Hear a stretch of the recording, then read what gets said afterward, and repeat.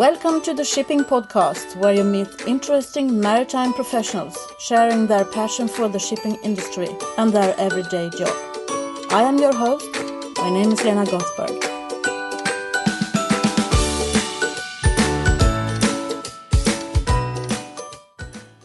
Ladies and gentlemen, you are listening to the 7th episode of the Shipping Podcast, where Håkan Svensson is my guest. I was fortunate enough to have Håkan as a board member of the Institute of Shipping Analysis, and that is how I got to know him. This time I met with Håkan in his new office, situated on a small island called Hönö, in the archipelago outside Gothenburg, and it was on May 27th this year. As you will hear, the office has an open space area, so the people you can hear in the background are actually working while we are having an interesting chat, Håkan and I. Håkan is an entrepreneur at heart. He has loads of projects going on at the same time. He's full of energy and ideas. At the moment, he is totally into sports and sailing in particular. He says it's a way of marketing his new carbon fiber factory. But I'm not sure which part of it is the hen and which is the egg. So Håkan has now left the shipping industry, where he has been in the propeller part for more than 15 years. But I'm not so sure he has not left his heart in the shipping industry. I think he will be back. He's got the bug. Well, he tells the interesting and exciting story of Bergs Propulsion, which he and his father sold to Caterpillar 2 years ago, and how he knew already at the age of 15 what he wanted to do for the rest of his life. So, without further ado, here is Håkan Svensson, former owner of Bergs Propulsion. Håkan Svensson, welcome to the show. Could you please introduce yourself? Yes, Håkan Svensson, grew up in Sweden, a bit further north.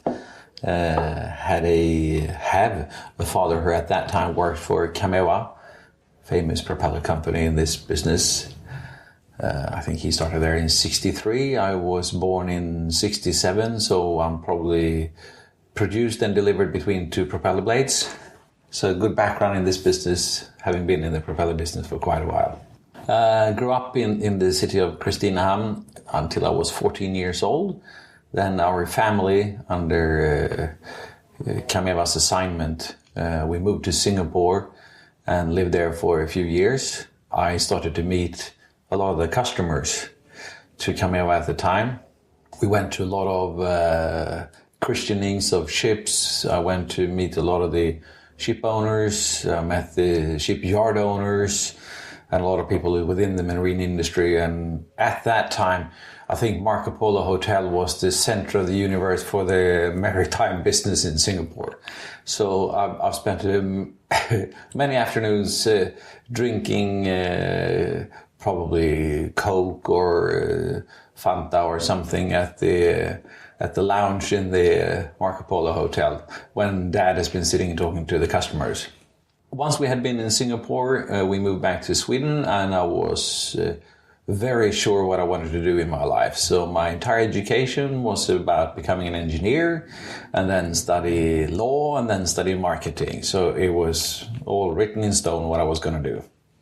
Yeah, that sounds interesting. Yeah, for a 15-year-old, it was pretty odd to know exactly what I wanted to do in my life. And I haven't regretted that at all. It's been such a ride. I can understand that. So what did you do? I mean, you've been working for the supplier industry, or have you been working for a ship owner? Have you been at sea? No. So if you look at my history, it's been studying engineering, and after that I started to work for Kamewa. And at that time I was 2 years in the design side in contract management. And of course, for me to sit still and be in an office and draw inlet ducts for water jet driven catamarans perhaps was not the thrill of my life, but it was a good start. After that, the managing director said that I think you should be in sales, and of course I was thrilled. So I started in sales in 1993, and since 1993 I have been traveling around the world more or less 200 days every year. selling equipment, selling water jets initially. And then in 97, I quit. Then I went back to Singapore, and I stayed in Singapore in 97, 90, beginning in 98 or until mid-98. And I was the project manager for building 2 rescue catamarans for the new airport in Hong Kong. And that assignment was because of my background, having been in Singapore, dealt with a lot of different cultures.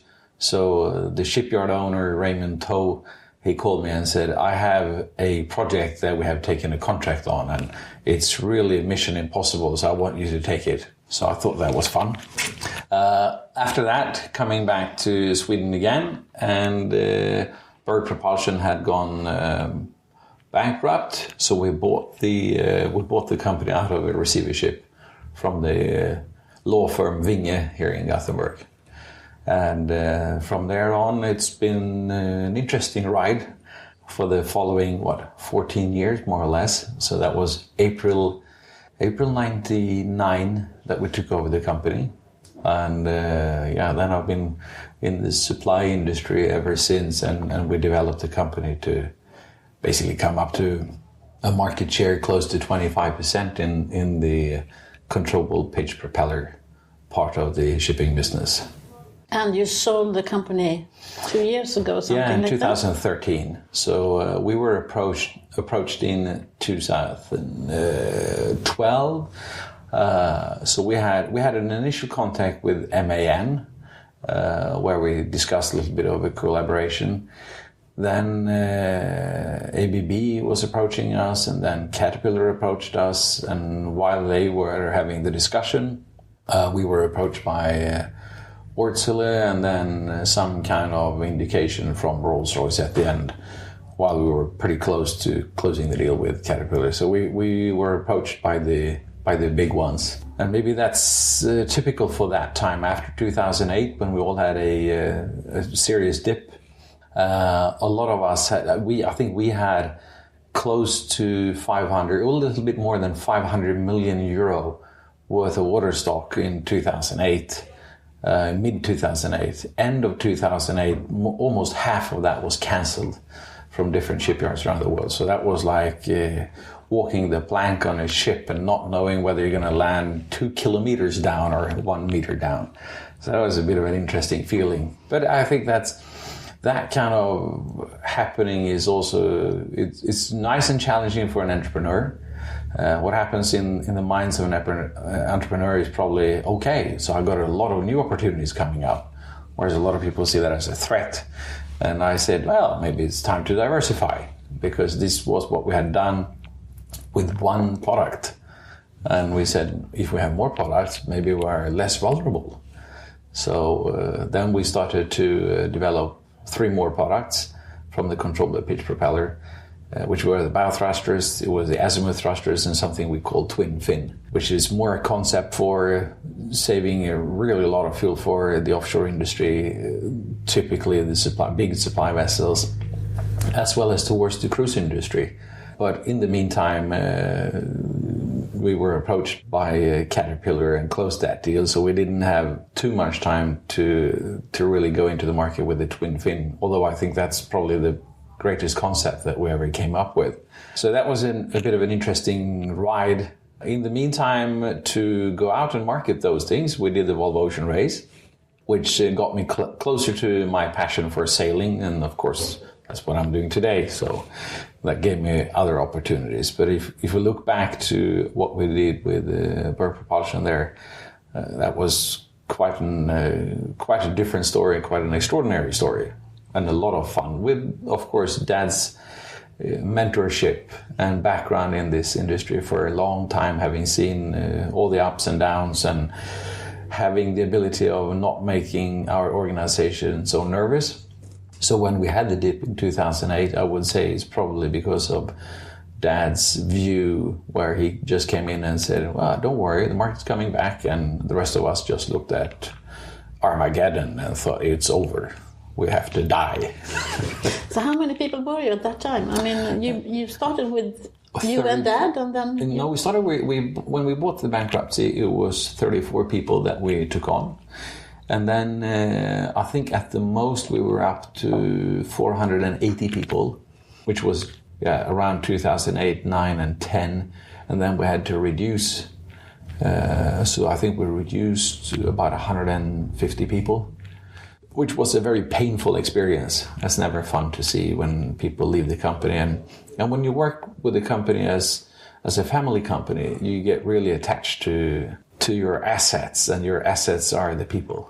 So that was not the nicest thing that I've done. You almost you feel bad, you get bad, conscious. You feel really down when you let people go in that particular situation. Of course. When I drove here, I thought, how come that all these shipping companies or ship-connected companies are placed on an island? Because we are on an island now. Yes, we are on an island. We are on a smaller island outside Gothenburg called Hönö. Yeah. So why did you settle here? Well, the company was out here originally when we came. Why? Do you know why?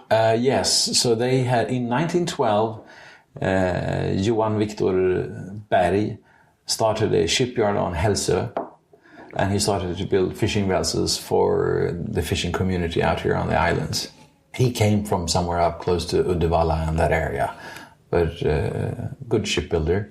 And then coming down on the islands and then finding his thing down on Hälsö. And from Hälsö, then the propeller side of J.W. Berg developed on the island of Öckerö, which is then, I think they put a little bit of a demand on the local community here to build a little bit of a bridge. So that turned out to be the bridge between Hälsö and the civilization, as they called it, which may have been exactly on the contrary. I think there were more developed people on Hälsö because of the shipbuilding. But anyway, it was quite a lot of fun. And when you hear the stories about all the differences from all the islands and how they speak what they say, different dialects and so on. It's been a blast to just listen to a lot of those old stories. So basically, Bergs Propulsion was more or less formed on, in 1928, I think they started with the first propeller, but the actual manufacturing in its own right was in 60. And then that was on the island of Öckerö, where they built up the factory and so on. And the family ran it until 79, and then it was a management buyout until 89, and then they had a little bit of a financial issue. There was another guy who bought it and ran it until 99, and then then they went bust. And that was, I think, Reinches had taken over at the time, who is a gearbox manufacturer. So, but on the island, I think it's a bit typical for the marine industry because we're close to where the demands are. And here it was, for us, it was a huge benefit, having come from Kamewa, which is more of the typical old industrial town in Sweden. And out here, it was not an industrial touch to it. It was the typical fishing families. And they know that when the fish is in the net, everyone helps. So it also means that when the company needs people to work overtime and to put up with all the difficulties, it's never an issue. So it's nice to be out on the island because the demands from the nature that they have grown up with are there, and they work that way. So I really like working with islanders. It seems like nothing is impossible, and it's quite fun. So, I mean, you've been around for a while, and you've seen sort of developments and non-developments within the shipping industry. Yeah. Can you talk a little bit about that? Yeah. What do you see as the biggest change, like for the last 20 years or something like that? The digital world, of course, making its biggest impact into our industry and the possibilities. I think if we look at the old mariner, his ability to navigate through water is coming back. We've had shipping who at times have not had a high demand on being very efficient when it comes to its way through water Mostly because you steam, you put your engine up to a certain RPM, and you just go, and it will be more or less a straight line. Whereas now, with the oil prices having been very high, that made people aware. So we're seeing more and more niche products coming into our industry. There's a huge consolidation from the big companies like Caterpillar and Wärtsilä and Rolls-Royce and so on. And they are probably providing a good basis for the industry. They are very important for our industry. At the same time, they're also creating a lot of space for the niche products. And the niche products that we're going to see is going to be about the digital world coming into shipping in a very different way. And I think we're learning from even areas like shipping. We're learning from marine biologists where growth on the sea bottom is, and where are the currents. How's that affecting shipping? It will probably not take long before we have reduced our fuel consumption from South America to Northern Europe by 40%, just because we choose the right routes. We have a little bit more flexible ETAs, which is a bit of the result from the high oil prices from Asia. Not that the prices are high from Asia, but if you look at the transport from Asia having taken 5 weeks earlier, and now it's okay with 7 weeks, just because it's been too expensive. But it doesn't really change the consumer's appetite for its products. And that opens up possibilities in shipping to be more green, to have more, be more efficient, and at the end of the day, to be, more profitable. And maybe that's a little bit of a downside in our industry, that there is in some areas there's a strong focus on profitability, and in some other areas it's more, like the flying part, like the aerospace and so on, where people become almost fanatics around their concepts. And that's not necessarily good all the time, but it drives development. I think the development that we see now is so interesting on the digital side, where we connect the ships, we can track them everywhere they are. We track our equipment on board. We track, whatever's in the container on board the ship. So it's a connected world, and that connected world, I think, is making shipping very interesting in many, many respects, because we will find small areas where we can improve, and in the total perspective, we're actually making it a lot more interesting and viewable. It's going to be companies that are taking care. We may see telecom companies that will be very important in the shipping industry, and they've just been there to make sure that there's a telephone on board. Yeah, I attended a conference last week at the Lighthouse, which is the competence center for shipping here in Gothenburg. And I listened to both Ericsson and Saab, and they said that shipping is at the top of their target list now. Because it's a virgin area. It's all there up for grabs in a way. On the other hand, when you speak to people, they are a bit sort of reluctant to accept this digital new things coming up. In the shipping arena. In the shipping industry, And maybe when we employ quite a few people who've been at sea, and a lot of them say, when you leave port and the port is in your horizon, then you're on your own. And suddenly you're no longer on your own. You're just as connected. And that's sometimes a stressful factor, but for our industry, it is good, because it means we are predictable.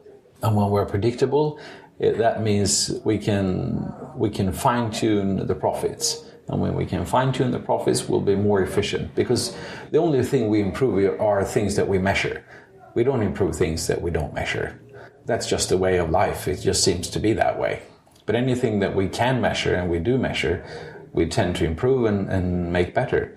And when the ship has kind of left the horizon, it's just gone.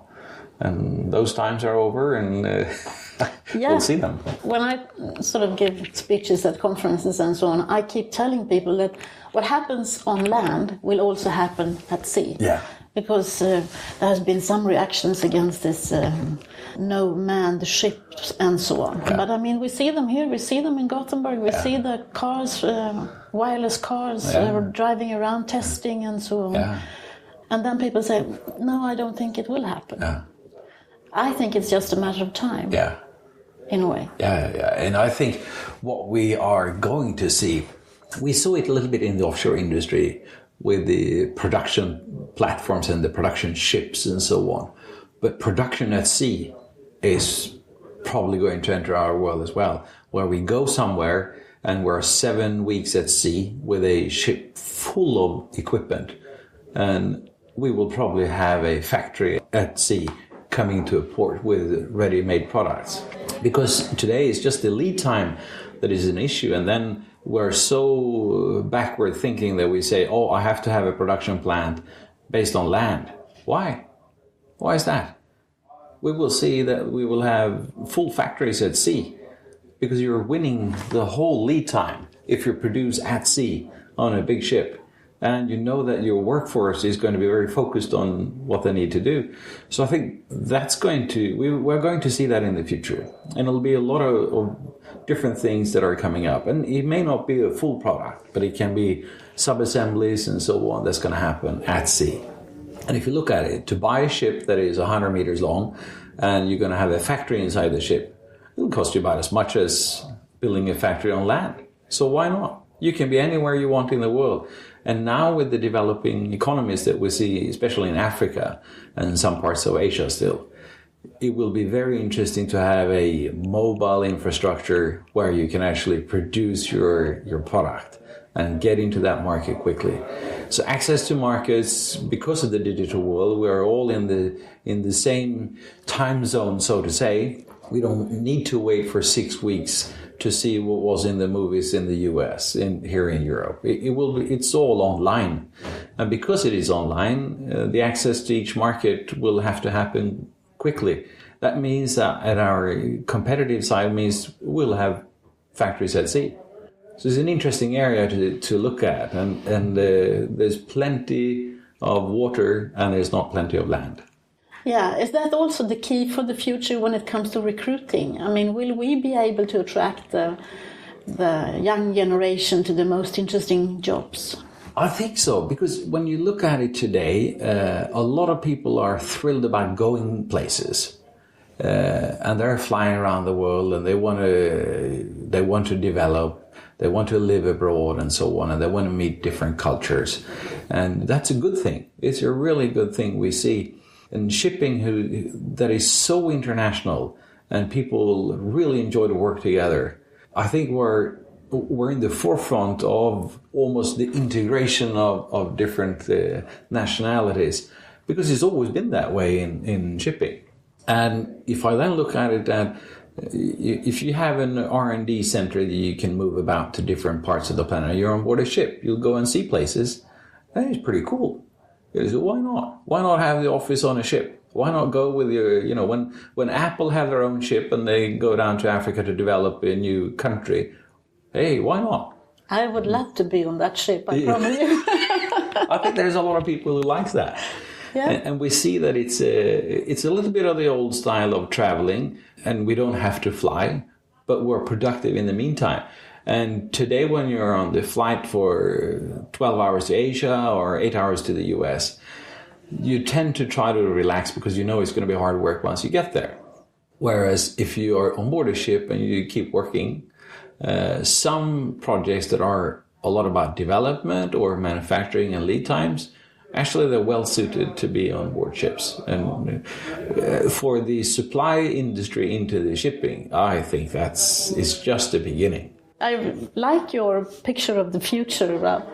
But we are so invisible. Shipping industry is so invisible. Yeah. Almost no one knows about us. No. How should we sort of tackle that? Well, we have a couple of companies who made themselves a little bit more visible.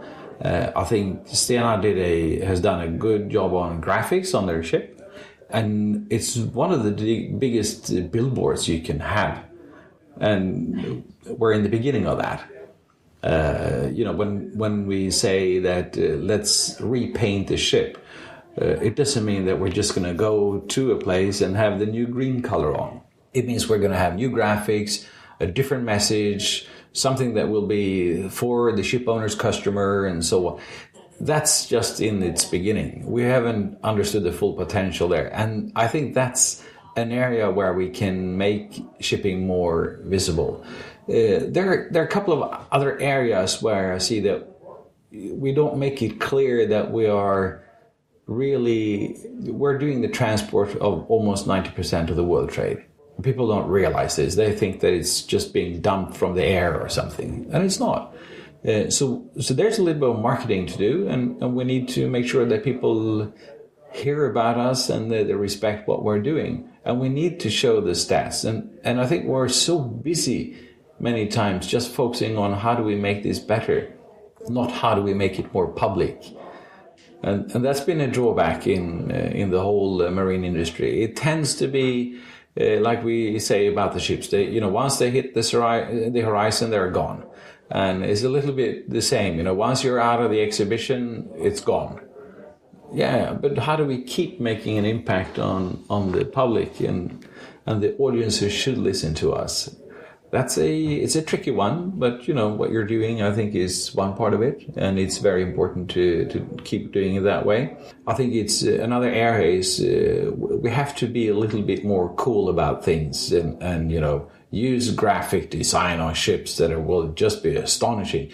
And put the message forward on the ship. If I'm running in a very efficient shipping line and I know that I'm saving more fuel than the others are, stick the head out there and tell the world.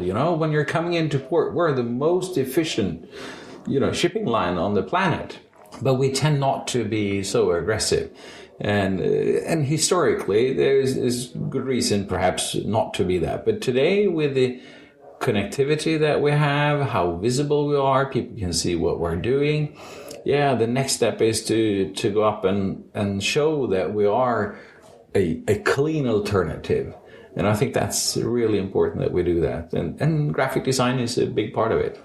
And then we have the discussion like here in Gothenburg that the ships are not coming into shore anyhow, so people do not see them. So I think we need a combination of digital communication and beautiful photos of ships and so on. But if you look at, how far up in the air do you need to get in order to get a good aerial shot of a big ship? Not very high up. And with everything that we have today, you can take pictures almost everywhere to show that it's nearby, it's coming in, the feeders are coming from that. And also for the feeders to be proud that they are a feeder to someone who is the greatest shipping line on the planet. And I also think that transparency is one thing. Yes. Because the shipping industry is not used to being transparent in a way that we need to be. It doesn't mean that we should show everything we do, but we need to decide what part of our business can we show up to the public. Yeah. And, in a way, maybe this is also, not everyone in the industry have realized how clean shipping has become. And maybe that's important to market, and even to market internally within the shipping community. Because today, if you compare to the alternatives, shipping is a pretty green product. And that's important for us to tell the story around. And you look at all kinds of things that are black water treatment on board the ships. What are they let out of the ship nowadays? What's the fuel consumption like? How much CO2 do you let out compared to the cargo that you're carrying, and so on? Which is something that the airline industry have been good at. They declare how much CO2 is being emitted into the air, and in the shipping, we're maybe not so aggressive in our marketing with this, which is a bit of a pity. I think there's a lot to do there. Yeah. Who do you think I should have a chat with the next time? Do you have any ideas? Wow. Who would you be curious to listen to yourself? I would say the niche companies who are finding those bits within shipping, who can make shipping transparent, who can show what we're doing, and who is good at marketing this. I think that they will be interesting areas. The big companies, they have their own department, and it's a lot of diplomacy, and they are very careful with words and so on. And sometimes that becomes a little bit dull to interview. But if we look at the smaller companies who are coming out and who are changing the view on shipping, they are the ones who's going to make a difference. And they come from a world where they're fighting over the audience, and because they're fighting over the audience and the public, so to say, I think they will be the one who's going to market the new kind of shipping that is about to enter the market. The next part is when you look at development in different countries. Today we have a world economy that is not stagnant, but it's a bit slow. We need the entire Africa to come up. We need the Middle East to develop a little bit more, Asia to further develop, and those markets, they need product, they need the mobile infrastructure to build a permanent infrastructure, and we are the answer when it comes to mobile infrastructure. So that's an area also where I think we just haven't thought of it in that way, and we should. There's so much from, if you look at old finance ministers around Europe, a lot of them are working in Africa to help the African economies today. The previous guy was running the bank in Germany, the federal bank in Germany, to introduce the euro. I know he's down in Angola and has helped out there quite a lot. And you can see that things are changing in such an economy. And he's aware how important shipping is. And I think to talk to people like that would really open the eyes for a lot of people in shipping. And we need some of those eye-openers. We need people like him to show us the way forward. We have a tendency to follow John. And maybe that's a little bit typical for business in general. Someone comes up with an idea and everyone wants to copy it. But let's go and talk to the people, then come up with the idea. And they're not going to come from maybe the traditional routes. So you think maybe when there come more women into the industry, then we will have a new set of minds? I think that's a big key to changing an industry. You come with a very different openness that is very healthy for our industry. There's been a lot of old sea dogs in this business, and that's a fresh breath of air coming into it. And you're a lot more transparent in your own nature. It's just a lot better. And I think that makes also people realize that this is, good things are happening in shipping. It's almost like life, right? When women come into the picture, that's a good part of it. Yeah, I wouldn't contradict you. No. Tell us just a little bit about what you're doing now, because that's also exciting. Yes, so I have... Caterpillar were kind enough to give us a nice beginning of the rest of our lives. We've chosen to go into a little bit of property. We're trying to take care of what we call the treasury part and so on. But I think the exciting part, which excites me, is to start up the carbon fiber factory that we're doing. And there's so many areas where we just walk around in our lives and we carry heavy things, and we can make them in carbon fiber. And we can make them a little bit more sustainable. They will last for longer. And it's a very interesting alternative. And good growth, if we look around the world. I've chosen to go into sailing initially because I think it's a good way to show that we understand the difficulties when it comes to dimensioning and so on, which was the same when we had Bergs Propulsion. It was also about showing dimensioning principles. I think that's an interesting area, and there's a lot of things in shipping. There's a lot of things in sports. There are a lot of things in the automotive industry. They've already come a long way there. Obviously, a lot in aerospace. So it's just an industry that I think will grow quite rapidly, and I see a lot of applications in different markets. You just need to study how much money you can make on them, because at the end of the day, it needs to be profitable as well. Okay. Thank you very much for taking your time, and good luck. for the future. Thank you very much. Okay, Thank you.